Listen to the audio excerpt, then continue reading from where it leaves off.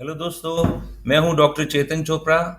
और आज भी हम बात करेंगे एलियट वेव की, उसकी इम्पोर्टेंस की, जो कि हमको हेल्प करती है। चाहे वो निफ्टी हो, बैंक निफ्टी हो, कोई भी इंडेक्स हो, स्टॉक हो, उनमें पोजीशन लेने में। चाहे ये जानने के लिए कि वो स्टॉक नीचे जा रहा है या ऊपर जा रहा है। जैसा हमने पिछली बार बात की थी स्नेक एंड लैडर की, सांप सीढ़ी की, बिना चार्ट्स के हम ये नहीं जान सकते कि वो स्टॉक नीचे जा रहा है या वो स्टॉक ऊपर जा रहा है। ये बहुत इंपॉर्टेंट है ये जानना कि स्टॉक का मेन ट्रेंड क्या है। क्या वो स्नेक स्टॉक है जो कि आपके पैसे को नीचे ले आएगा, या वो लैडर स्टॉक है, सीढ़ी स्टॉक है, जो कि आपके पैसे को ऊपर ले जाएगा। बिना ये जाने हुए स्टॉक मार्केट में काम करना बहुत ज़्यादा खतरनाक है। मैं बिना चार्ट के कभी भी कोई पोजीशन नहीं लेता हूं। अगर मेरे को चार्ट नहीं मैंने देखा हुआ, so the first thing I do is कि जी पहले चार्ट देखिए, उसके बाद बात करेंगे। सो आज हम ये कुछ स्टॉक्स के रियल चार्ट्स देखेंगे, जिसमें कि हम ये समझने की कोशिश करेंगे कि हमको जो भी हम स्टॉक देख रहे हैं उसका ट्रेंड क्या है। ट्रेंड जानने के कई तरीके हैं। उनमें सबसे आसान तरीका होता है, एक तो आप कैंडल्स का कलर देखिए। क्या वो लाल रंग की कैंडल्स हैं प्रीडोमिनेंटली, या वो हरे रंग की कैंडल्स हैं। आई एम श्योर आप लोगों को पता है कि लाल रंग की जो कैंडल है, रेड कलर की कैंडल, उसमें ओपन हाई होता है और क्लोज नीचे होता है। इसका मतलब उस दिन प्राइस गिरी है उस स्टॉक की या उस इंडेक्स की। और हरी का मतलब होता है कि जी जो प्राइस है वो ओपन और नीचे हुई है और क्लोज ऊपर हुई है। ये जो कॉम्बिनेशन है, इसमें प्रीडोमिनेंस ऑफ कलर, कौन सा कलर ज्यादा है, सबसे पहले तो मोटा मोटा वही आपको बता देता है कि जी स्टॉक का जो ट्रेंड है वो डाउनवर्ड्स है या अपवर्ड्स है। और अगर कई बार आपको लगेगा कि ये इसमें मोटा मोटा red colour and green colour बराबर है, तो इसका मतलब ये है कि अभी उस समय पर वो स्टॉक साइडवेज चल रहा है। अब ये LIC का स्टॉक का हमने चार्ट लगाया हुआ है। ये मई 2022 में लिस्ट हुआ था। लिस्ट प्राइस थी 950 रुपए के आसपास, और आज की इसकी लास्ट ट्रेडेड प्राइस जो है वो 625 रुपए 50 पैसे है। इसका मतलब ये हो गया कि ऑलमोस्ट वन थर्ड, एक तिहाई पैसा IPO प्राइस से इसमें निकल चुका है। और जितने लोग, आई एम श्योर काफी लोगों आप में से भी LIC के अंदर डैबल किया होगा, कुछ लॉस में बैठे होंगे और कुछ माड़ा मोटा सा गेन लेकर निकल गए होंगे। So it is very very important first of all to understand कि एक स्टॉक का ट्रेंड क्या है। अगर वो डाउनवर्ड ट्रेंड है, इसका मतलब मोर रेड कलर्ड कैंडल्स, तो वो बेचने लायक स्टॉक है, खरीदने लायक नहीं है अगर उसमें फ्यूचर्स एंड ऑप्शंस है। वेयर एज अगर कोई एक स्टॉक है जिसमें ग्रीन कलर की ज्यादा कैंडल्स हैं और रेड की कम आती हैं, तो वो खरीदने लायक स्टॉक है। अब जैसे ये वाला चार्ट है, इसमें हमारे पास पहले 5-7 दिन हमको रेड कैंडल दिखाई दी। अब इतने छोटा डेटाबेस के ऊपर हमको क्या हेल्प कर सकता है? हमको बिल्कुल short term moving averages help कर सकती हैं। कैसे? ये देखिए, ये 5 की मूविंग एवरेज है, ये 8 की, 13 की मूविंग एवरेज है, और ये 21 की मूविंग एवरेज है। सो ये जो कॉम्बिनेशन है स्मॉल टाइम मूविंग एवरेजेस का, ये बहुत हेल्पफुल रहता है जिस ये देखने के लिए कि स्टॉक जो है वो मूविंग एवरेजेस के ऊपर है या मूविंग एवरेजेस के नीचे है।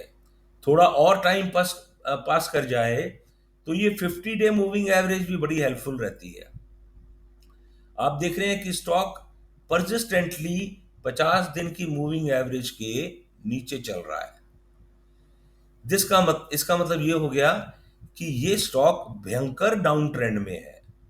सो आप इसको खरीद कर बैठेंगे तो आप लॉन्ग टर्म इन्वेस्टर बन जाएंगे, क्योंकि इसका लॉस जो है वो आपको बेचने नहीं देगा स्टॉक को।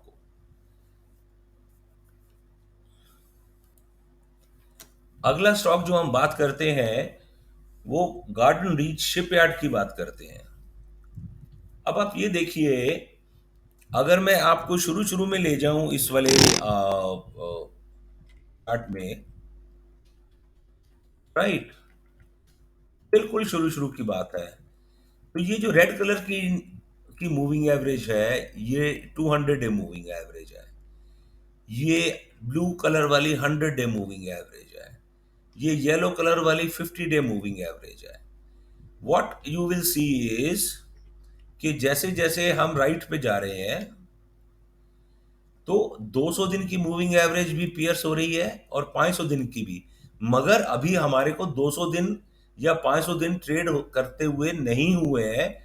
ये सिर्फ एक रिप्रेजेंटेटिव वैल्यू है जो कि सिस्टम काउंट कर रहा है, ये रियल वैल्यू नहीं है। और ये नीचे जो व्हाइट वाली है, ये 1000 डे की मूविंग एवरेज है। आपको टेक्निकल एनालिसिस में कोई भी बंदा 500 मूविंग एवरेज या 1000 डे मूविंग एवरेज की बात करता हुआ नहीं दिखेगा। ये एक्सपोनेंशियल मूविंग एवरेजेस हैं। Everybody talks about 200 day moving average, where as I draw 500 day moving average and 100 day moving average exponential, and you can see over a period of time 200 वाली जो कि लाल रंग की मूविंग एवरेज है वो तो कई बार डिवाइड हुई, कई बार इसको प्राइस तोड़ के नीचे आ गई और फिर ऊपर भी चली गई। मगर मूविंग एवरेजेस में से जो 500 दिन की मूविंग एवरेज है वो कई महीनों तक नीचे की तरफ कटी नहीं। So in my opinion, whatever I have seen in the technical analysis and Elliott wave, that 500 day moving average से ऊपर अगर स्टॉक है, राइट, तो वो अप मूव में है अभी भी। सो हमको वो वाले स्टॉक्स देखने हैं बाई करने के लिए जिसमें ग्रीन कैंडल ज्यादा हो, राइट। और दूसरा ये कि लॉन्ग टर्म जो मूविंग एवरेजेस हैं उससे ऊपर होना चाहिए स्टॉक। अब इसके बाद हम बात कर लेते हैं कोचिन शिपयार्ड की। अब ये कोचिन शिपयार्ड का स्टॉक भी बड़ा इंटरेस्टिंग है। ये मार्च 2020 का बॉटम है जो कि हमने देखी थी जब कोविड वाला फॉल आया था। प्राइस चली गई थी 500 डे मूविंग एवरेज से नीचे, राइट। प्राइस चली थी ऑलरेडी 1000 डे मूविंग एवरेज के नीचे, और उसके बाद जो मार्केट रिकवर की थी तो इसमें ये दोनों मूविंग एवरेजेस के ऊपर चला गया था प्राइस। और उसके बाद जब ये 2 में आया नीचे तो ये इस वाले की करेक्शन आ गई बीच में। उसके बाद ये इसने फिर ऊपर क्रॉस किया, ये फिर नीचे आया। And now you will see in a very very fine manner, जब मैं इसको जूम करता हूं थोड़ा, कि यहां पर ये 50 दिन की मूविंग एवरेज के ऊपर आ गया और इसने सिर्फ, सॉरी, 500 दिन की मूविंग एवरेज के ऊपर आ गया। और अब जो थी इसने 500 दिन की मूविंग एवरेज को ब्रीच नहीं किया, सपोर्ट लिया यहां से। और तब प्राइस थी करीब, आप समझिए, 330-40 के आसपास, और आज ये स्टॉक 590 रुपए बंद हुआ है 670 का हाई लगा के।